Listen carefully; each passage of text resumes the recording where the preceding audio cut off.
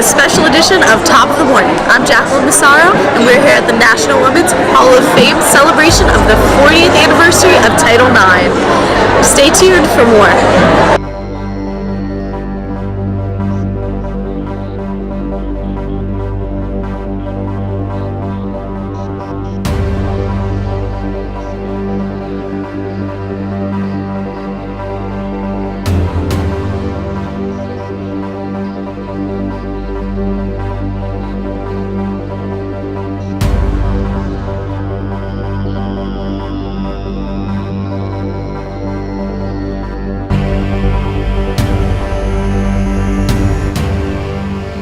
Welcome back. We're about to listen to some very inspirational women speak.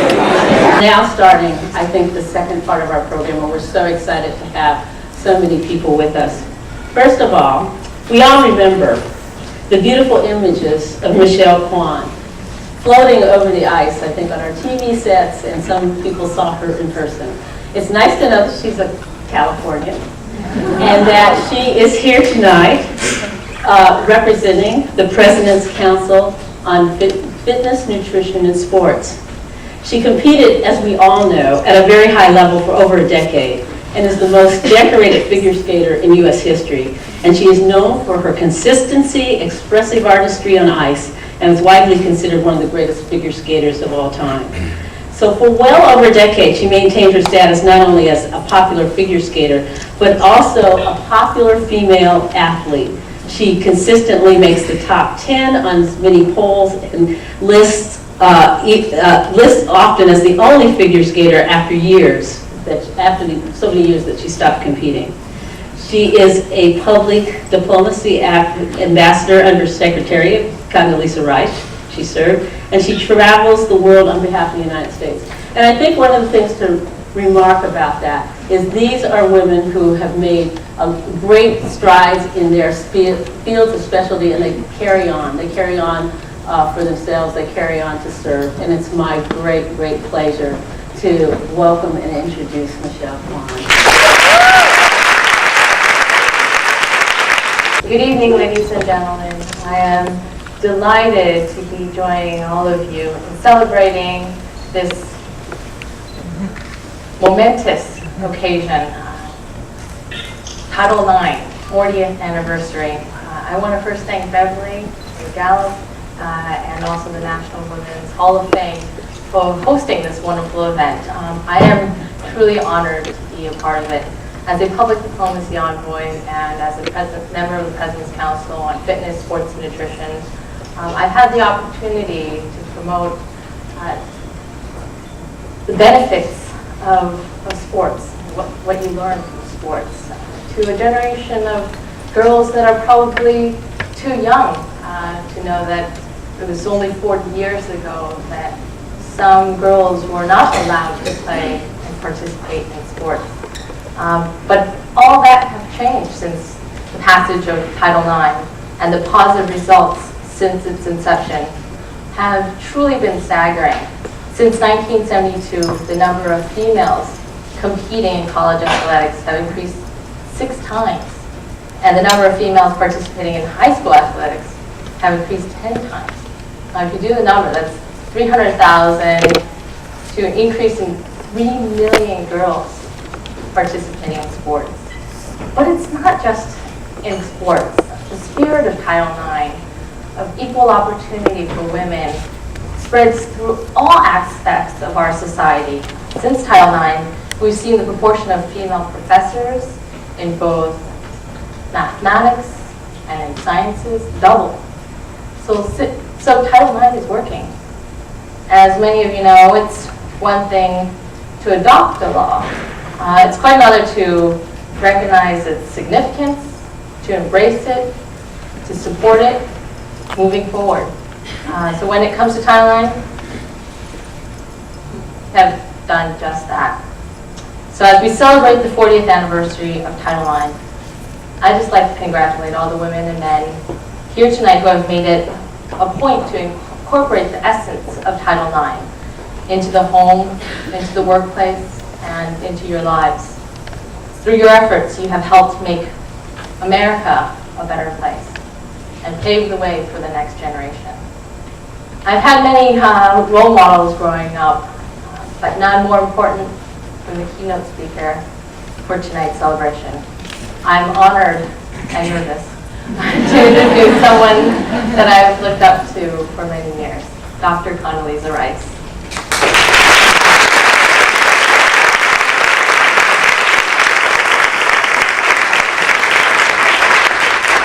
Secretary Rice appointed me as the first public diplomacy envoy in 2006, and since then she's continued to be so significant in my life as I studied at Fletcher School of Law and Diplomacy and as I pursue a career in public service. Among her many accomplishments and achievements, Dr. Rice served as the 66th Secretary of State for President George W. Bush, the second woman and first African-American woman to hold the post as Secretary of State. Prior to that, she served as National Security Advisor for President Bush, the first woman to hold that position. Dr. Rice is currently a professor of political economy in the Graduate School of Business at Stanford University, the Thomas and Barbara Stevenson Senior Fellow on Public Policy at the Hoover Institution, and a professor of political science at Stanford. She's also a partner of Rice Hadley Gates. But on a personal note, I can tell you that Dr. Rice and I share two common hobbies, two passions, figure skating and golf. We're both former ice skaters, and we're both current golfers.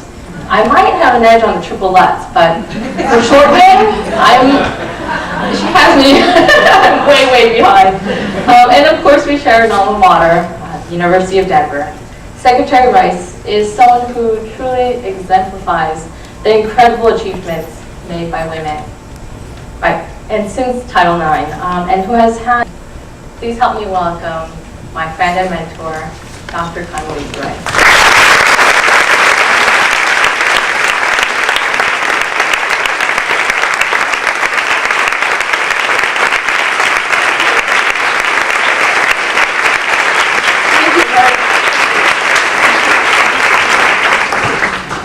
Well, it is wonderful to be here at the Gallup building, the Gallup organization, and thank you for letting us be in this wonderful space. I obviously am very honored to be with you on this momentous occasion, celebrating the 40th anniversary of Title IX. I'd like to thank my good friend Bev Ryder and the Women's Hall of Fame, the National Women's Hall of Fame for this event. It's great to see Senator Barbara Mikulski, not just a real pioneer, but really the definition of a public servant with integrity and dedication to our nation. And so I'm delighted to share this with you.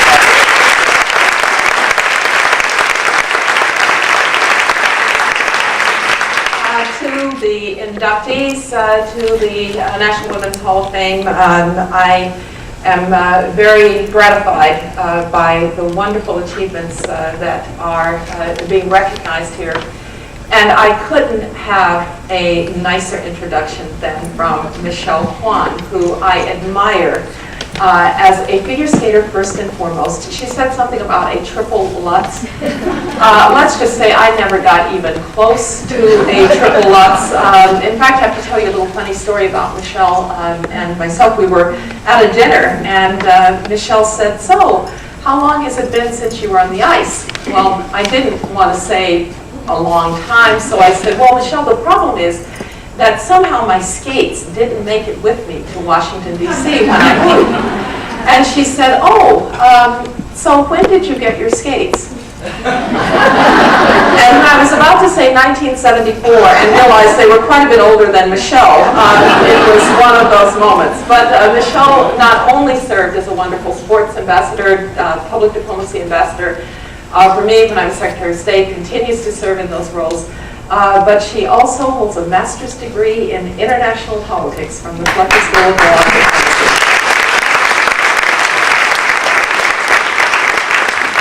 Well, what can I say about Title IX? It has transformed our country in so many important ways. We celebrate very often what it has done for women in sports, and that is in many ways the most dramatic. I can tell you that my own experience was a pre-Title IX experience. I finished college in 1974, and I will never forget joining the women's gym team after I stopped figure skating and having to have a bake sale so that we could go to the regional championships in Utah. Thank goodness those days are behind women's sports.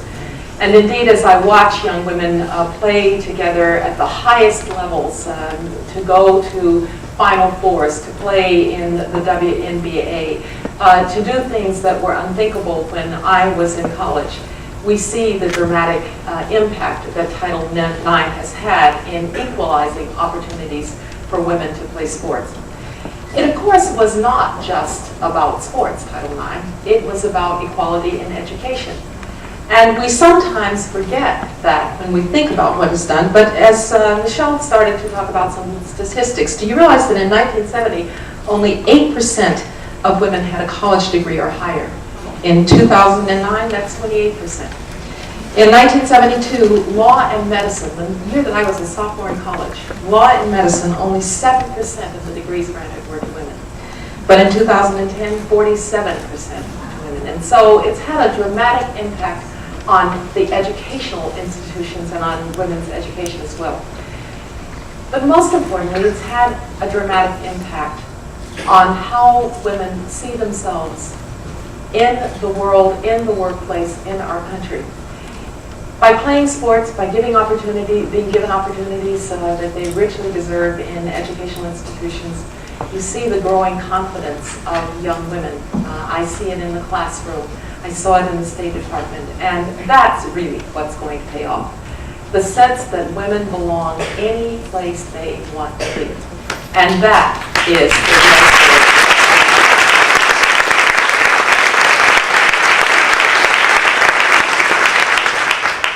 So Title IX has had a wonderful impact on women. It's had a wonderful impact on our institutions. It is noteworthy, for instance, that we see more and more women as CEOs. We see more and more women as university presidents. We see that 3 of the last 4 secretaries of state have been women.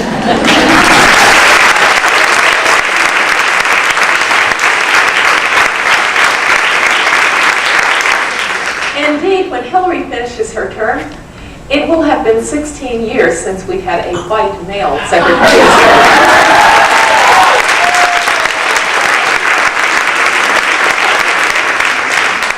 And so women are making progress. But if there is anything that we know about human progress, it is that it is not by accident. It may seem inevitable in retrospect, but of course it wasn't inevitable. It was because there were dedicated and patient patriots who were determined that women would have rights and opportunities. And when we have an anniversary, like the 40th anniversary of Title IX, it gives us a chance to celebrate what they brought. It gives us a chance to celebrate their dedication and their spirit. It gives us a chance to remember the hard knocks that they endured, so that we might be able to have a celebration like this. But it also challenges us never to forget that hard-won gains are never, ever to be taken for granted. Things can roll backwards. Things can refuse to continue to progress. And so at any anniversary, it is awfully important not just to look back, but to look forward and to say, what do we still have to do? And we still have a lot to do. This anniversary also calls for me one other important fact to mind. The United States of America, because it is the greatest multi-ethnic democracy on the face of the earth, the greatest multi-ethnic democracy ever known to humankind, is very often a kind of beacon, a kind of bellwether for people of what human history ought to look like and how it ought to unfold. And so others look, too, to see how we think about and how we treat women. And in so many places around the world, women are still not just not equal. They are barely considered to be human.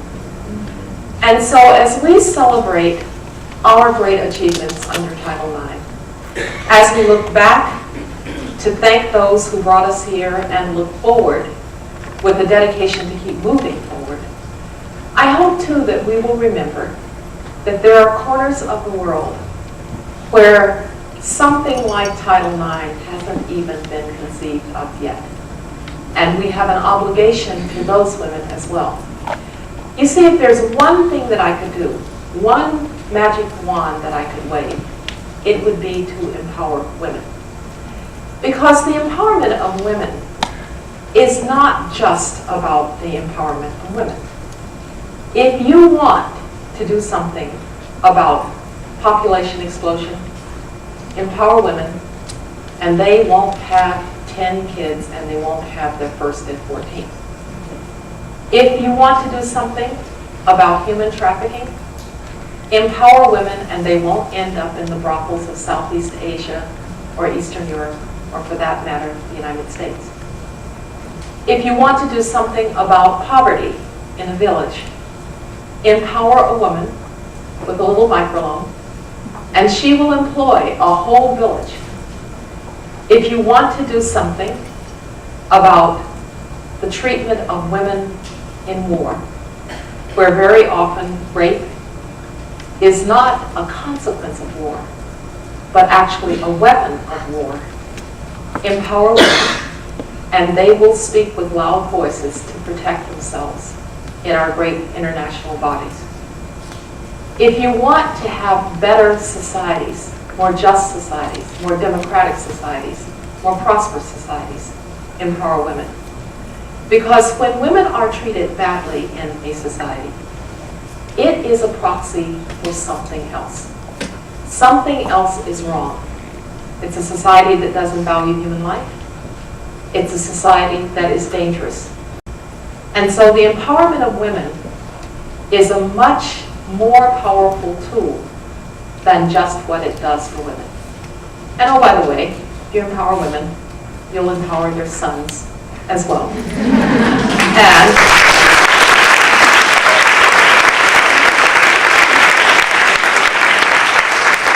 And in time, those sons too will defend the rights of women. And so Title IX has had a wonderful transforming effect on our country, and we see its results here. But the spirit of Title IX has much more work to do at home and abroad. And as we celebrate this anniversary, let's keep that in mind, and let's pledge to make the world not as it is for women, but as it should be. Thank you very much. Wow, wasn't that great? We just listened to Dr. Condoleezza Rice. And now here's another great speaker, Nancy Pelosi.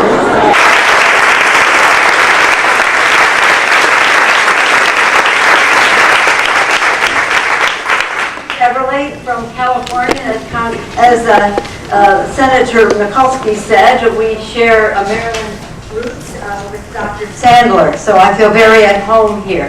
It's so wonderful to be here on this distinguished, I guess we're a panel, Secretary Rice and Senator Mikulski. I had the privilege just a short while ago to host in the Capitol a reception honoring Senator Mikulski for being the longest serving woman in the United States Congress, and as she said, the first woman elected to the Senate in her own right, not following the footsteps of about longevity, it's about the quality of her service and leadership in the Congress. We take some pride that she served some time in the House, but also in the Senate. And I associate myself with her comments and those of Secretary Rice when we talk about the challenges that face the world and our country, but the world, that almost every answer, when you say increased empowerment of women, more involvement of women's leadership, whether it's the growth of our economy, whether it's the security of our military, whether it's the education of our children and lifetime learning, whether it's health care, whatever the subject, it is better served by much more participation of women in leadership roles. I went to the same high school Barbara Mikulski did, and I too played half-court basketball. And for Patsy Mink, it became a symbol of discrimination that she was bound to fight. Senator Bai, it's an honor always to be with you. I had the privilege of speaking at the Indiana Democratic Party Jefferson-Jackson dinner about a month ago, and when I talked about you and the fact that we would be gathered here in just a few short weeks to commemorate and celebrate the anniversary of Title IX and talked about your leadership role, it was the most exciting response from your friends in Indiana. So I've had the privilege of talking about you in Indiana and Patsy Mink in Hawaii. And I would like to take a moment, being a House member, to spend a moment on Patsy Mink. Our daughter Wendy is here. Where's Wendy? Wendy's right there. Hi, Wendy, right in front of my very eye. Wendy knows how much members of the House revered Patsy Mink. Patsy Mink was a person who never took no for an answer. So the fact is, if you wanted to save time, you just said yes right from the start. And that is what the Speaker of the House at that time learned when Patsy decided that she was going to pass the Title IX language in the House of Representatives. It was tough times in the House. I mean, when I went 25 years ago, I'm celebrating my 25th anniversary now in June, this June, but when I came, there were like 24, maybe 24 women in the House. Barbara, when you went there, even fewer. Yes. And so and it wasn't that much before, but then when Patsy was there, even fewer. So she had to sell to this practically all-male body that it was important for Title IX language to be included in the bill. It was tough because, as you know, it's Donna DeVerone. I see Donna, that coming over year in and year out, we had to fight to continue to keep it all intact because everybody thought it was a zero-sum game. If women were getting more, then men must be getting less. That wasn't the point. Our country was getting a tremendous benefit. So anyway, Patsy Mink, let me just give you this example. I think it's important that you know Patsy because she's a beautiful, great person. So brilliant. The first in many ways. The first Asian American woman to practice law in Hawaii. I think the first woman, Asian American woman to go to the University of Michigan Law School. Chicago University, a new one of the top law schools in the country. Everything, the first. So one day she said to me, somebody's opposing me in the primary, and I need you to come to Hawaii to speak for me at my dinner. Oh, well, when is it, Patsy? It's such and such a date. That's when it has to be. It's that date. So I said, well, that's really too bad because I have my neighborhood meetings in San Francisco, and I fly from San Francisco, Washington on Friday, have my neighborhood meetings on Saturday and Sunday. So I really can't go. She said, well, what time are you meeting? I said, well, they go like 9 to 12 each day. She said, well, good. You can be on the 1 o'clock to go to Hawaii. You can speak at the event, and then you get off. You get go back to the airport, take the red eye. You'll be back in time for your meetings on Saturday, Sunday. Just as an example. Of course, I went. I said, what nice for that? But she all stretched us all to our limits, and that was just a modest example of how. But she never took no for an answer, and that is what the Speaker of the House learned at that time. It's a very tough vote. Could have come down to one vote. I know, Wendy, will you be telling about what happened the night? No, okay. Well, in any event, a personal intervention that maybe she wouldn't be able to be on the floor the day of the vote, and that could have sunk the whole ship. But she got the Speaker not only to say we bring it up once, but more than once, so that in fact it could be the House could fulfill its obligation to women, and whether it has been said, it's not just about sports. It's about education and opportunity. And of course, Senator Bai's leadership, Senator Mikulski mentioned Marvella, as she was such a wonderful, lovely lady. And my understanding, I didn't know this until tonight, earlier today, Marvella told him We can't afford to ignore the development of 53% of the brain power in our country. So I know that she was a wonderful inspiration to you, and you had your own, shall we say, mobilization at home on this subject to urge you on. But this is all about mobilization on the outside, and Dr. Sandler, you did so much in that regard, and that is really what is important to know. Something this big, something that's transformative for our country can happen with this in the personality. A Senator Biden, respected in every way throughout our country, so highly recognized to take on this cause. And Patsy Mink in the House of Representatives.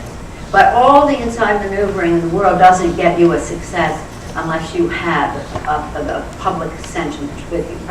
President Lincoln said, public sentiment is everything. And Dr. Sandler, thank you for that word. Over here, I was looking for you on that one. Thank you so much, Bernice, for your leadership on the outside to make all of this possible. Yeah, that's quite a statement. You get the job because you came on too strong as a woman. Thank you for coming on too strong as a woman.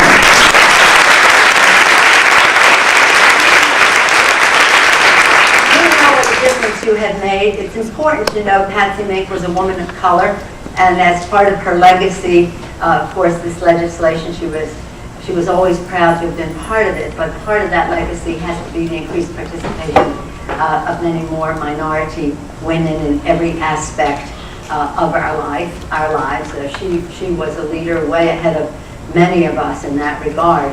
And one reason she told me I had to come because she was supporting me for leadership, but would be eventually a speakership. But she said, I have to make sure, my people have to see that we have women in the leadership and that is respected in Congress. And therefore I need you to talk to my folks about that. And it is, it's just a remarkable thing. Senator Mikulski is quite correct. You have to go to Seneca Falls just to see what is there. The museum is so fabulous, all of it. But it is really important to note that the Hall of Fame, it has so many women that we're all so proud of and know their work and introduced to others. But when you go to the home, for example, of Elizabeth Cady Stanton, which some of the suffragettes gathered there, she cooked and had all these children in rest, and she could hear down below from her home the domestic violence that was going on in some of those homes. She could hear it. She lived on the knoll, but she could hear it. And that was one of the motivators for her.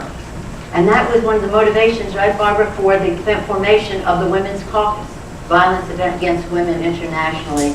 And certainly that is one of the unifying in a bipartisan way for us. And we are still fighting some of that fight. But imagine the courage of those women at that time to leave home.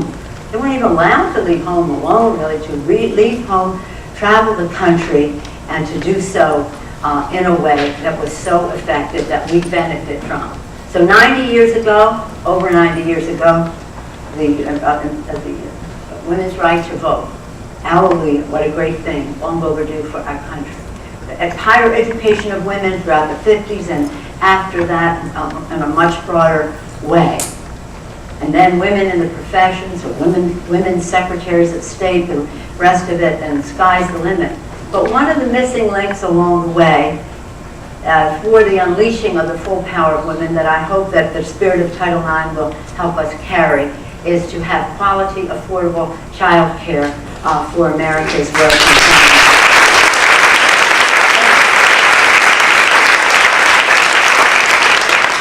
It's never done, and it's really important for us to be able, for women, again, for their power, for their intellect, for our power, for our intellect and the rest, to be unleashed in a way that is healthy for all of our families. So I hope that some of the same mobilization and some of the same intellect and the rest that has gone on sustaining Title IX since we were blessed by the leadership of Senator Biden and Congresswoman Mink, some of that same enthusiasm will take us to this next stage, which I do think is a missing link. It's really important. I say to women, know your power, Senator said something about the unique contribution that women each of us has to make.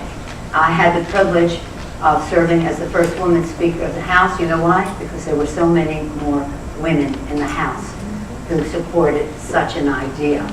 Now, we're going to have a woman president one of these days soon, I just know. But one of the giant steps down that path to that place was the passage of Title IX. Thank you, Senator Byer, for your support.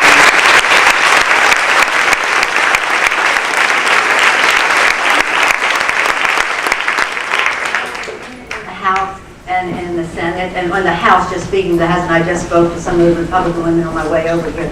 We all send you our very best regards and many good wishes for much, much future success. As I always say when it comes to women, more power to us. Thank you all.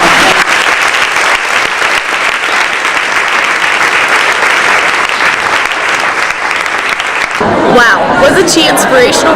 And she's from Maryland. And who could not be impressed with Senator Barbara Mikulski? Good evening, everybody.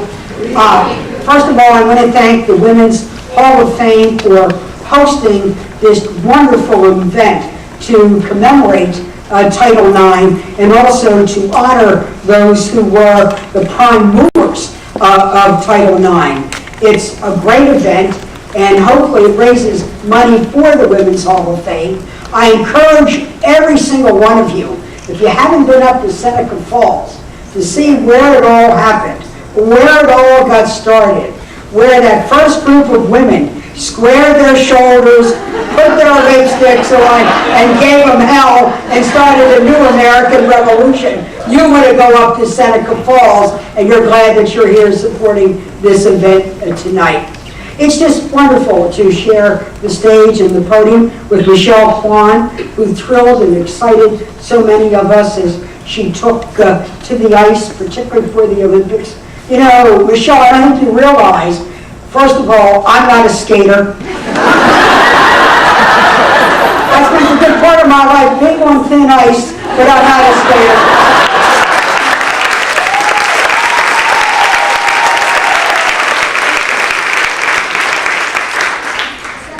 Bryce got her skates just about the time I won my first election. But Michelle, when you went out on that ice and you took the hopes and dreams of yourself and all the work that you had put in to being a champion skater, you knew you were taking the hopes and dreams of your country, representing us there.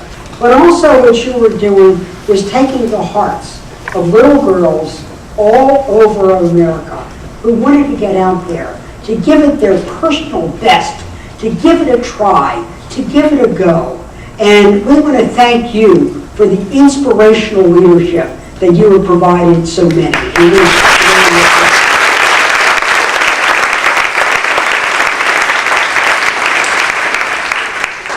Rice's considerable achievements, her compelling personal narrative, and the fact that as she represented the United States of America, she really, too, took the hopes and dreams of the United States of America as she traveled and was the United States of America in so many places.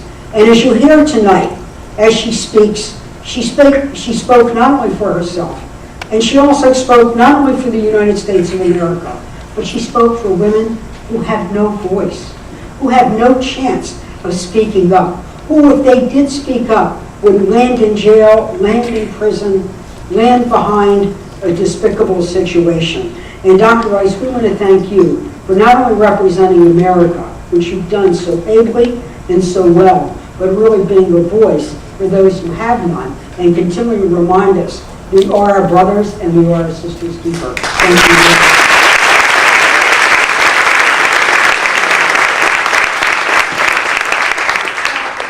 Terrific that we have this event tonight. We are days and weeks away from the London Olympics. We're going to see a lot of big splash. We're going to be cheering the teams on.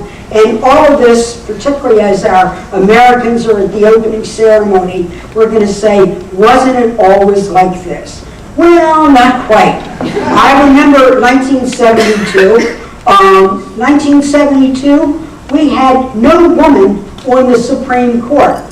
We also had very few women on basketball courts. Many women still played, as women of my generation, half-court basketball. We were considered too dainty.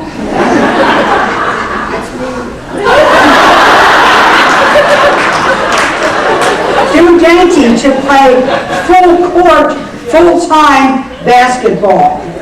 Also in 1972, women were not included in the National Institute of Health protocols or trials.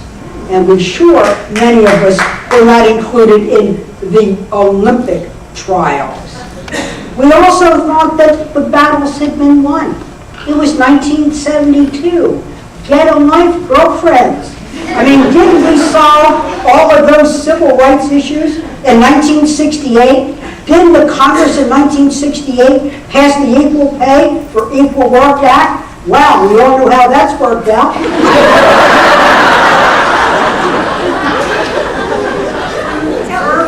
Lyndon Johnson, we passed the great Civil Rights Act to open up doors. And then, of course, the profound and significant Voting Rights Act of 1968. Those were the three most significant civil rights acts. So people felt that the battle had been won. But we all know that first laws passed doesn't mean guaranteed opportunity. And then what we now know was that when a young woman named Bernie Sandler from my own home state of Maryland, then a doctoral student at the University of Maryland, was denied a faculty position at the school, they said, hey, you come on too strong for a woman. We don't know if you're going to quite fit in. Gee, we don't know about you. She was heartbroken.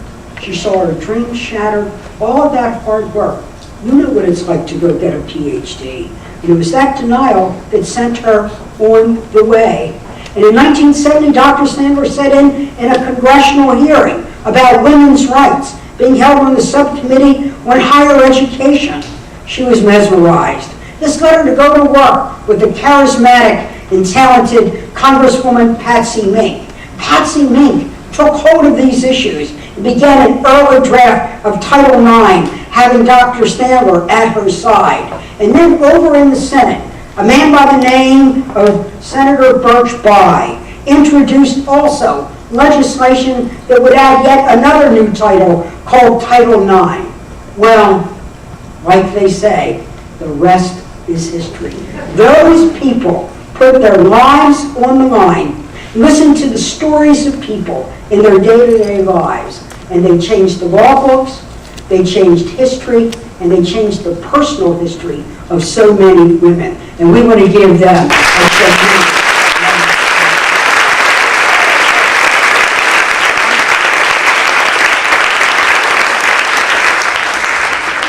Talked about the legislation, and as she indicated, it was about sports, but it was also one of the most important legislations advancing opportunities for women and girls in the world of education. At first in sports alone, where some were able to play varsity, few were able to go on to college. There were very few varsity sports for girls. We were cheerleaders. We were meant to carry the buckets and the batons and go hoorah for the guys. But there was no bench, and in fact, we were expected to stay on the back bench. But after Title IX, we now know that the numbers and statistics have grown not only on the playing fields, but everywhere. Women who play sports get better grades. They graduate at higher rates. They often have less likely to have unwanted pregnancies. And they carry what they learn on those playing fields and are more confident and more self-esteem. Title IX has opened doors in all of these aspects. We now have a whole generation of women who not only have benefited from this law, but have broken through ceilings we never before imagined. So much has changed since 1972, when many of those girls walked on those playing fields, as those of us who worked in and walked on other fields. We are no longer seen as novelties. Often for those of us who were the first, we were viewed as the novelties. But now, what are we viewed as? We're viewed as scholars. We're viewed as physicians. who are viewed as scientists, who are viewed as champions in every field of endeavor. There are many here tonight, like Catherine Switzer, who ran the first marathon, and we were inducted in the Women's Hall of Fame. Our beloved Sandra Day O'Connor, the first woman on the Supreme Court. For me, I was the first Democratic woman ever elected in her own right.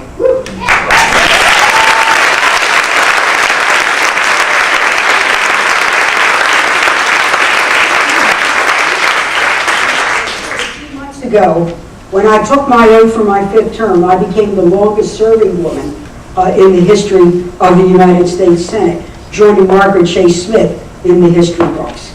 And tonight I bring you the greetings of the women of the Senate. I told them I was coming over here, and all 17 of them wanted to say hello and bring their personal greetings, and also say every day they're trying to do their personal best to lead the country. One of the things when we were inducted into the Hall of Fame, Kathleen and I talked to many other inductees, and there were 3 things that we had in common. And let me conclude by sharing these 3 things. One of the first things was, though we were in many instances the first, we all wanted to be the first of many.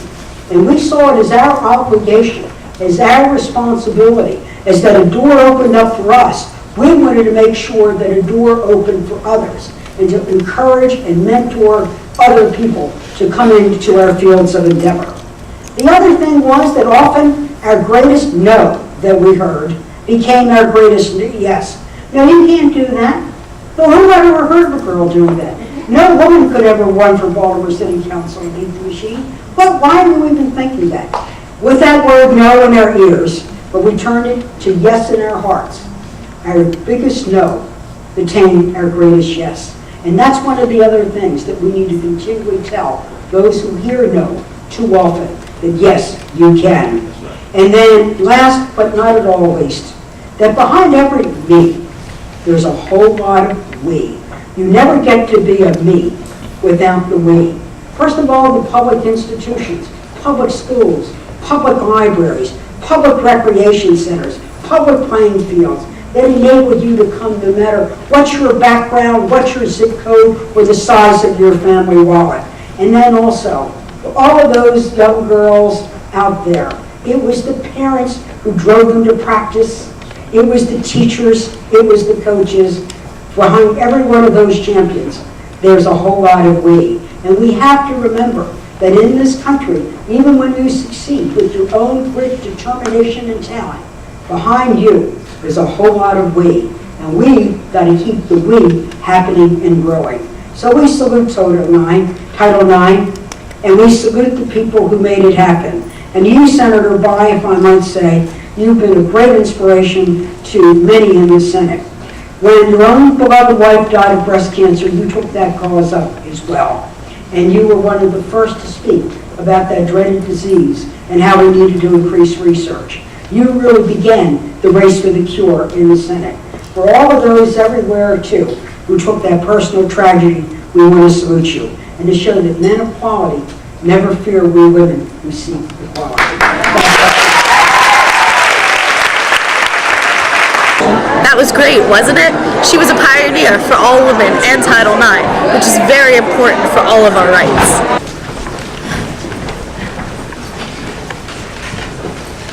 And I think as we conclude this evening, we want to do something very special from the hall in the tribute and thanks to our pioneers, Senator Birch Bai, Representative Patsy May, and Dr. Bernice Sandler. And I'm going to call them up one by one. And Senator Bai would come up here. We'd like to present you with this special award that symbolizes your leadership and your pioneering spirit in passing and helping pass Title IX. So please accept that with the gratitude of the National Women's Hall of Fame, with the gratitude of all women in the world.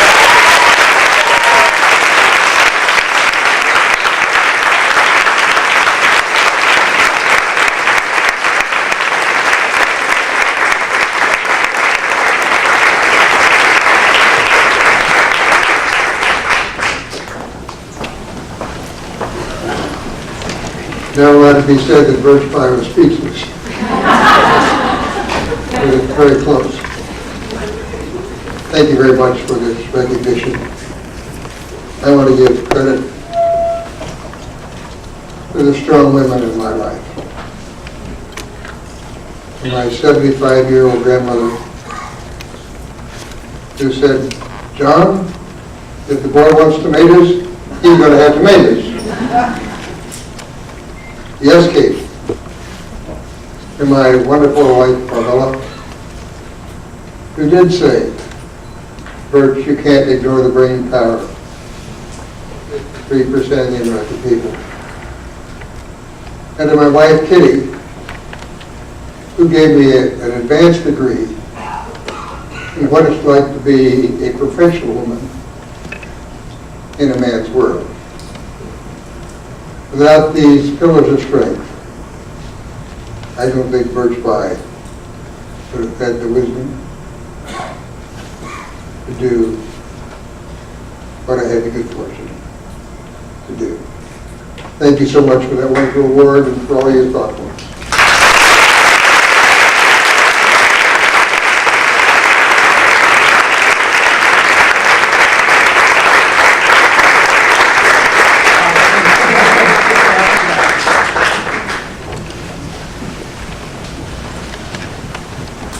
And I'd like to now call up Wendy Mink.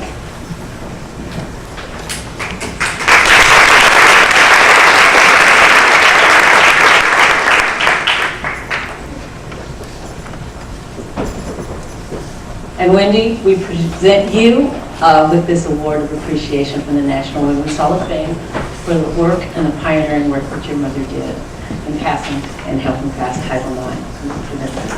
Thank you so much.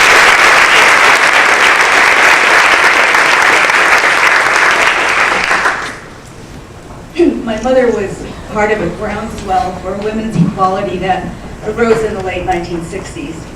Millions of women produced that groundswell, which gave rise to policy innovations like Title IX. As a Congress member, my mother played a role in translating women's voices for equality into laws empowering individual women to claim equality at school and at work for themselves.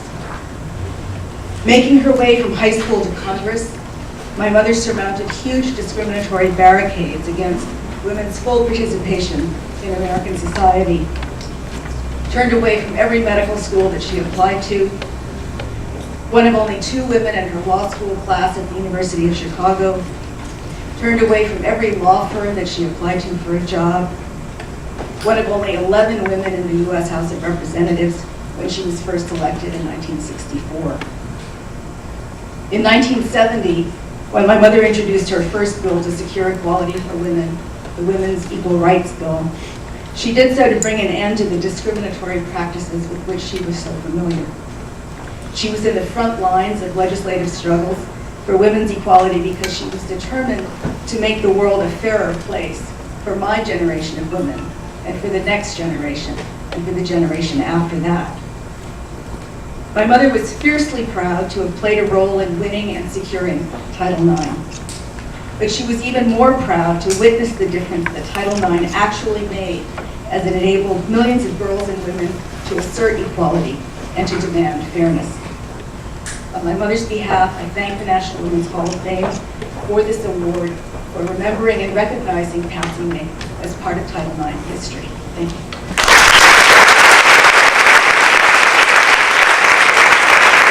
And who could forget another Maryland woman we're very proud of, the godmother of Title IX, Bernice Sandler.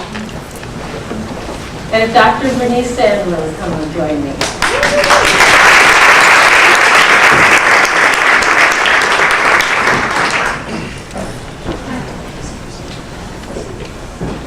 I know you are known as the godmother of Title IX.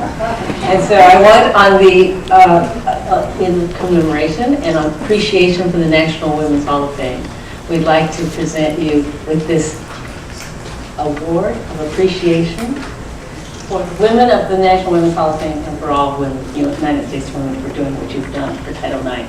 So I'll give this to you.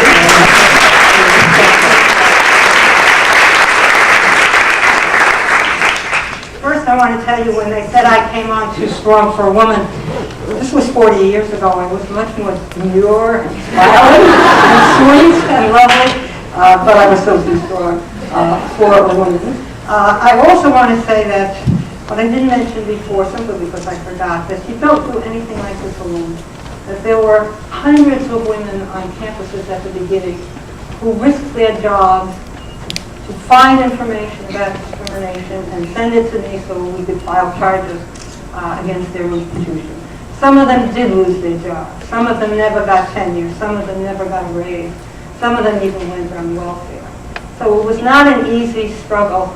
A lot of people worked on it. I've been very visible, but they were invisible. And I just want to honor those women tonight because the award is not only for me, but for them as well. I also had such a good time doing a lot of this, even though it was often frustrating. But I worked with people like Senator Birch Fine and Representative Patsy Meek, and boy, did they teach me a lot. They had no idea how naive and inexperienced I was at the time. I would also say that I was so naive that I thought in 1 year we would solve everything after Title IX. People would simply say, you know, you were discriminating, and they would say, oh, I'm so sorry. I don't do that anymore. And then I raised my estimate to 2 years, and then to 5 years, and finally have realized that we are part of a very, very long movement and revolution in social history, because we are really changing the very basis of human relations. And that does take a bit longer than ending discrimination. Thank you all very, very much.